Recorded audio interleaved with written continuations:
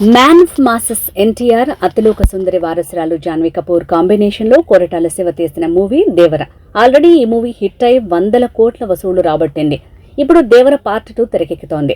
అయితే ఇప్పుడు దేవర పార్ట్ 2 గురించి ఓ వార్త హల్చల్ చేస్తోంది.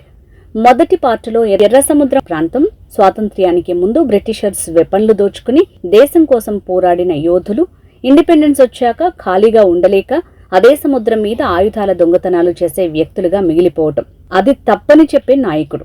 అలా ఎర్ర సముద్రం వాళ్ళెవరూ తప్పు చేయకుండా సముద్రాన్ని కావలి కాసే నాయకుడైన దేవర.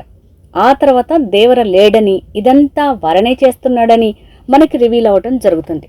కానీ ఇక్కడ దేవర చనిపోయాడా లేదా అనేది క్లారిటీగా చెప్పలేదు, చూపించలేదు. అయితే ఇప్పుడు ఇదే విషయంపై సోషల్ మీడియాలో చర్చ జరుగుతోంది. అదే ఈ మూవీలో దేవర చనిపోలేదని, ఓ అండర్ కవర్ ఏజెంట్ గా పనిచేస్తున్నాడని, ఈ ఎర్ర సముద్రాన్ని తన కొడుకు వర కాపాడుతుంటే మెయిన్ గా ఉన్న 7 సముద్రాలకు దేవర కాపలా కాస్తూ కాపాడుతున్నాడనే మాటలే వినిపిస్తున్నాయి. అలానే ఎర్ర సముద్రంలో జరిగే ఓ ఫైట్ లో తండ్రి కొడుకులు ట్విస్ట్, ఆయుధాల కోసం జరిగే జాతర ఎపిసోడ్ హైలైట్ గా నిలుస్తాయంటున్నారు. ఇలా దేవర 2 మూవీపై రకరకాల మాటలు వినిపిస్తున్నాయి.